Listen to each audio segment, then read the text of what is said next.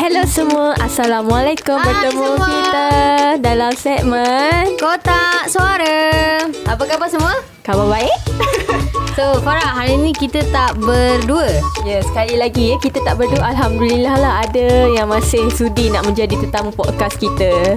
Tapi kan aku rasa macam ada orang datang. Siapa tu? Hai, bersama saya Ya Yusof. Lajunya kita orang belum sempat kenalkan lagi. Okey, jadi Mira, boleh tak Mira bagi tahu kenapa kita jemput Yat pada hari ini ya? So hari ni kita orang jemput Yat sebab kita punya topik hari ni. Jadi kita jemput Hayatun Nufus lah, berkenaan dengan latihan industri. So soalan pertama aku rasa kau boleh tanya. Tak, sebelum tu aku tanya, kau pernah menjalani latihan industri tak? Pernah masa tahun kedua, tapi latihan industri aku special sikit sebab sebulan je. Best kan? Jadi, soalan pertama untuk Cik Yat kita yang manis ni, boleh tak bagi tahu sebelum ni belajar kat mana dan ambil kos apa? Okey, sebelum ni Yat belajar dekat Management Science University, MSU. Oh, dah MSU. Dan Yat ambil kos graphic design. So Yat ambil graphic design, budak MSU. Okay, kita nak tanya pasal soalan pertama lah. Bila Yat mula cari tempat untuk internship tu, dan berapa lama tempoh yang diambil macam sampai Yat diterima? Oh, susah soalan tu. Sebabnya kita cari tempat intern ni bukannya sehari dua. Kita ambil masa sebulan dua. Tapi untuk diterima tu last minute jugalah, baru tahu.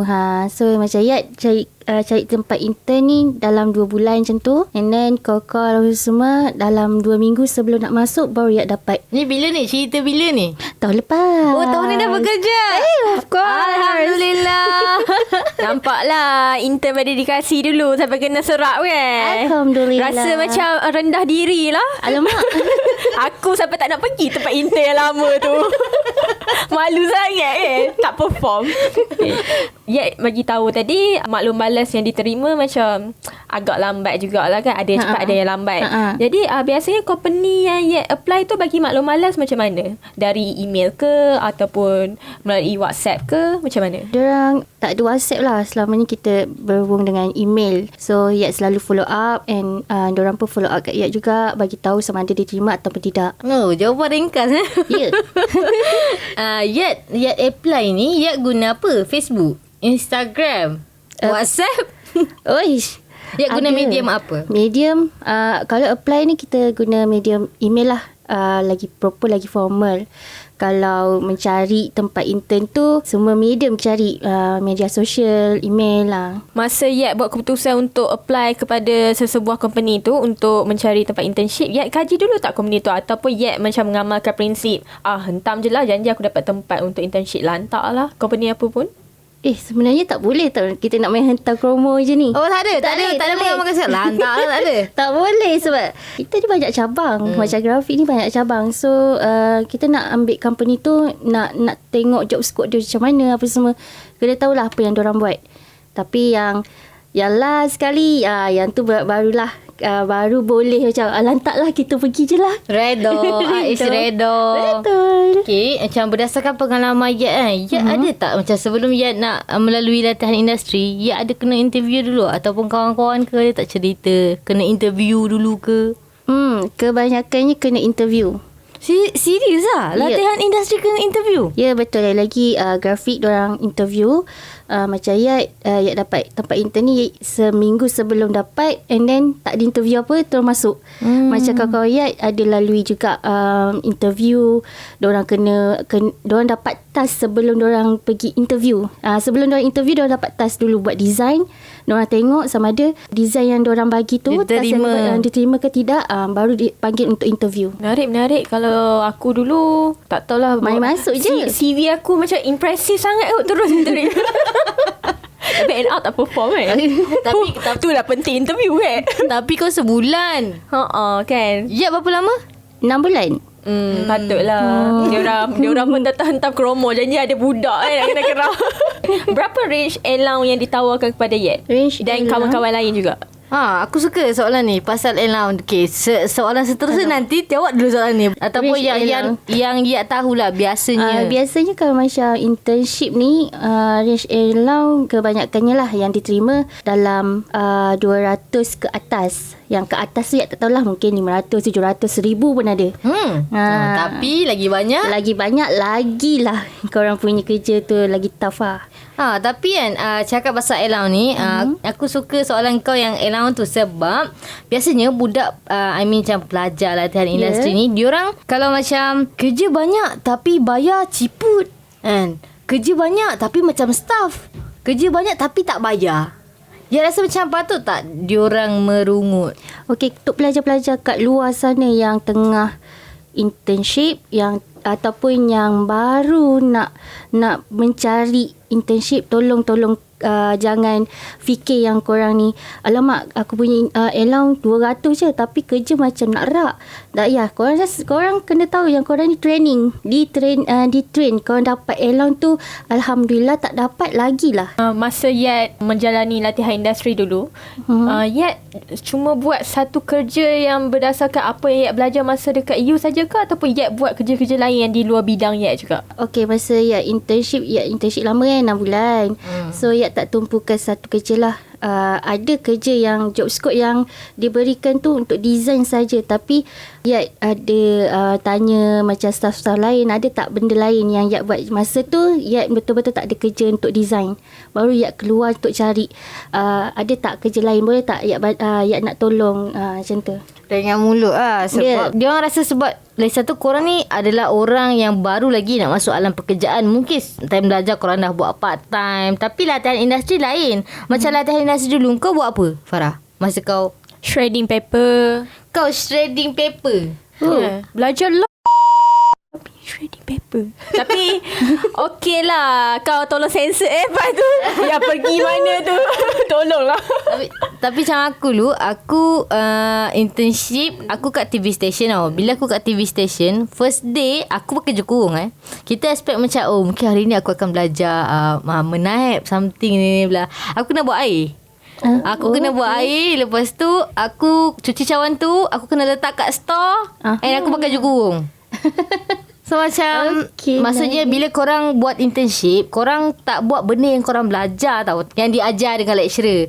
Sebab time internship ni dia banyak buat skill. Lepas tu macam korang jenis tak bercakap tu, korang kena belajar bercakap. Betul. Sebabnya kalau time kita belajar dulu, kita pergi kedai photostat Kak tolong photostat ni, Kak tolong fotokopi ni, jilidkan kan. Tapi kalau time masuk latihan industri, kena buat apa Kena photostat. Kena scan. Yat pun tak tahu macam nak scan benda lah ni. Okey, belajar. So maksudnya itu kau dah cakap kan, maksudnya belajar daripada bawah. Bila belajar daripada bawah, betul lah. Masa dekat you mana ada macam ada course nak shredding paper, nak photostat apa semua. kau tak boleh move on lah dengan shredding paper? Tak, sebab dia macam terlalu kelakar untuk aku. Aku macam at that point aku macam fikir apa yang aku buat kat sini. Tapi masa tu aku buat benda lain jugalah, macam case review apa semua. Tapi sebab aku cerita sikit lah part aku kan. Masa aku attach, masa aku pergi latihan industri dekat Kok tu dulu, aku kena attach, setiap daripada kami lah yang budak-budak ni kena attach dengan seorang penolong kanan pendaftar. So bila kami dengan penolong kanan pendaftar ni, diorang tak adalah suruh kami macam shredding paper apa. Diorang akan suruh kami pergi court dengar case, lepas tu buat case review. Ataupun diorang macam bagi kami satu file case, and then diorang suruh kami tulis, buat judgement sendiri, and then diorang akan baca. Lepas tu diorang kata okay, law awak ni salah. So benda tu within limitation lah. Tapi dalam masa yang sama, kalau kami tak ada kerja dengan penolong kanan pendaftar tu, kami pergilah macam akulah. Aku pergilah dengan akak-akak yang dekat situ kan. Akak-akak yang kerja dekat pejabat mahkamah tu, tanyalah, akak ada apa-apa yang boleh kami bantu? Tolong shredding paper ni. Okey lah. Aku suka attitude kau tanya. Aku suka attitude kau tanya. Sebab ini membawa kepada soalan kita seterusnya.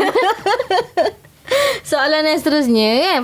Patut ke pelajar intern ni, diorang ni berat mulut biasanya?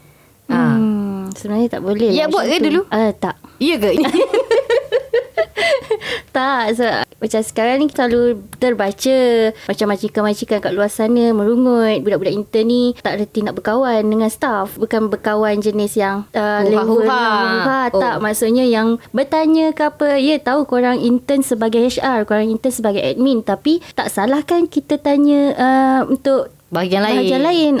So janganlah berat mulut. Sebab biasanya kalau company tu tengok budak tu tak buat kerja, apa sesebuah company tu pandang kat budak-budak intern ni bila diorang menjalani latihan industri? Sebelum Yat kau rasa apa? Aku rasa dia tengok personality kau. Kau kena rajin. Sebabnya kalau daripada kau buat latihan industri pun kau dah malas. Apatah lagi kalau kau dah buat full time. Betul. Lepas tu kau kena willing untuk buat kerja apa-apalah. Kiranya macam orang kata ringan tulang dan ringan mulut. Dua-dua kena seiring. Semua kena ringan kat sini. Jangan nak berat-berat sangat. Betul. Lepas tu baru dia tengok macam kau punya kualiti kerja. Sebab yang penting attitude dulu aku rasa. Ya. Bagi Yat pun sama lah. Kena faham apa tu latihan industri. Korang ni dilatih sebelum korang pergi ke alam pekerjaan. Yang ke alam yang sebenar. Yang ni lah, masa ni lah korang nak tahu macam mana bekerja dekat sebuah company ke, macam mana pressure dia ke apa ke. Yang paling penting tu memang attitude lah. Korang kalau attitude korang ke laut, memang company akan dah lah stop, aku tak akan ambil kau, ataupun aku tak akan serap kau lepas ni. Attitude tu penting. Korang punya skill penting. Pas attitude tu, skill korang, apa yang korang pernah belajar kat universiti, bawa keluar. Jangan pendam. Jangan bila kita tanya kan, tak reti lah. Kalau betul-betul korang tak reti nak buat, korang terus bertanya. Jangan malu nak bertanya lah. Tanya je apa je yang korang tak reti. Pernah tak Yat dengar pengalaman buruk daripada kawan-kawan Yat bila diorang menjalani latihan industri ni? Sebab biasanya korang mesti tanya, kau kat tempat kau okey? Mesti berkongsi cerita kan?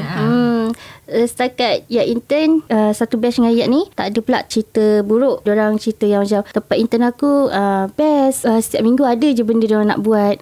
Adalah cerita-cerita yang best. Tak ada lagi lah selama ni Yat dengar macam, kau nak tahu tak, bos aku ni dia tak bagilah kerja dia tak bagilah balik awal, dia suruh balik pukul 9 malam. Tak ada. Alhamdulillah, semua bos bertimbang rasa kan. Dan aku rasa kawan-kawan Yat pun mungkin kategori pelajar-pelajar yang bagus juga. Sebab kalau ada kerja lebih pun mungkin diorang willingly terima. Kan, macam orang baik kawan dengan orang baik kan. Ya, lepas ni Yat cendol. Cendol Yat RM2.5 ya.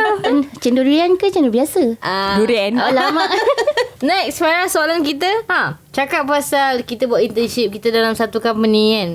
Yat dulu. Yat mesti memerhati staff kan? Pandangan tu Oops, sebelum terkutuk. So Yat rasa macam ada tak kebarangkalian macam pelajar intern ni kan, diorang nak cerita sesama diorang sendiri tentang company tu? Kebarangkalian tu sangat tinggi. Kalau diorang akan memerhati juga. So diorang ada WhatsApp ke apa, diorang akan tanya, kau okey ke? Staff sana okey tak? Ada yang bully kau ke? Ya, macam pengalaman ni Yat. Tak ada. Ya ke? Yat cerita. Lagi sekali dia menjaga nama company. Alhamdulillah. Patutlah kena serap. So maksudnya company pun kena jaga image dan kita ada budak-budak latihan industri tu. Kau ada soalan tak, Farah? Ada.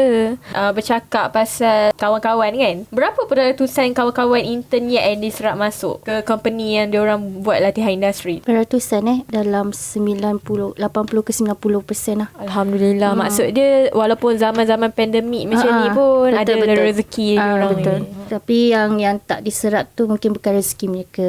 Yelah, kadang-kadang benda ni berbalik kepada rezeki juga. Ya, betul. Tapi macam setengah company ada dia buat untuk internship ni dia nak jimat kos.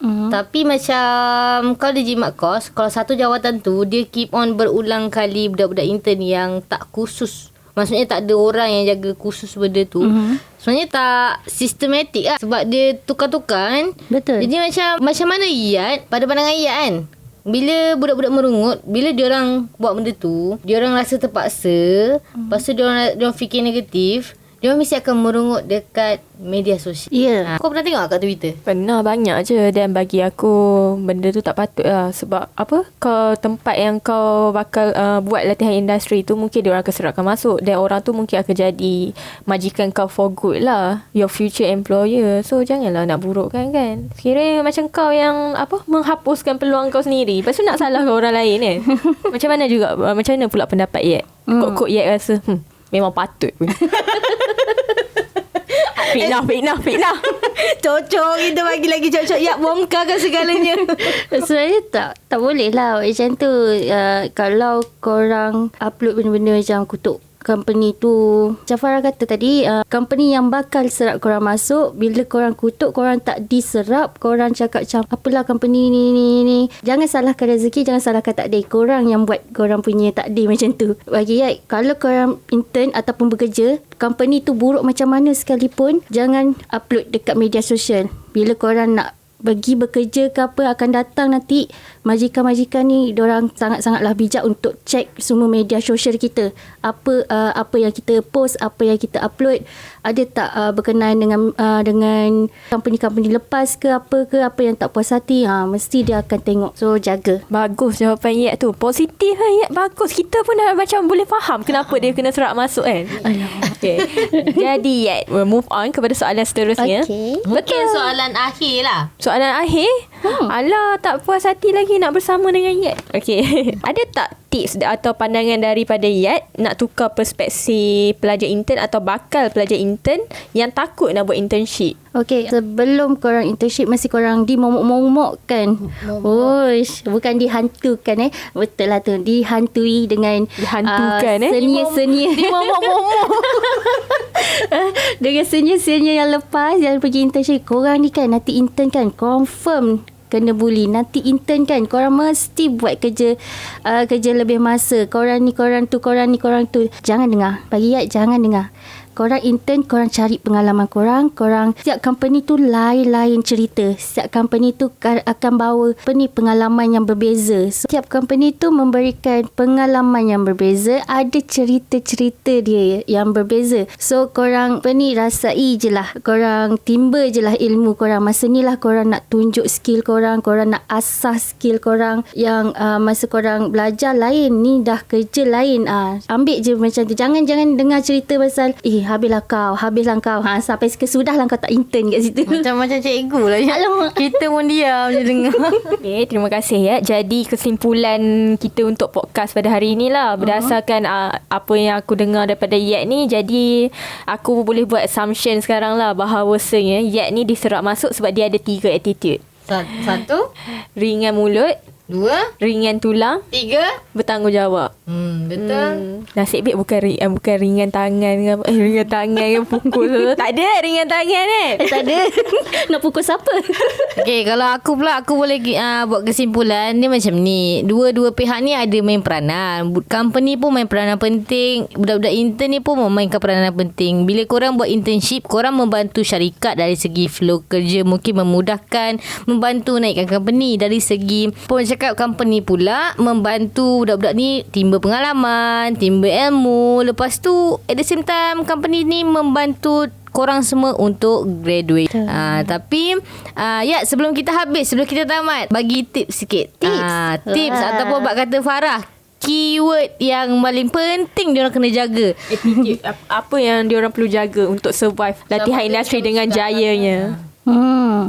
Okay, untuk pelajar-pelajar kat luar sana, tips tu tak adalah sangat, tapi apa yang Yat boleh bagi tahu kat korang, sebelum korang masuk internship, tolong pilih tempat internship berdasarkan kos yang anda pilih, berdasarkan minat yang anda nak. Sebab nanti bila dah masuk internship, jangan merungut yang korang ni, aku tak boleh lah kerja ni bukan kos yang aku ambil. Kita tak nak benda tu. Yang kedua, tolong be punctual ataupun menepati masa, sebab masa ni sangat-sangatlah penting. Korang jangan bawa korang punya perangai masa belajar. Aku kelas pukul 10, aku masuk 10.30 lah. Tak boleh. Masa ni company nak tengok korang punya punctual tu macam mana. Okay, lepas tu penampilan korang, pakaian korang. Tahu company tu tak kisah kau nak pakai baju apa sekalipun, tapi janganlah pakai tracksuit ke apa ke. Korang boleh tak profesional pergi kerja? Marah ke tu? Marah lah. Tengok orang ni macam tak macam marah.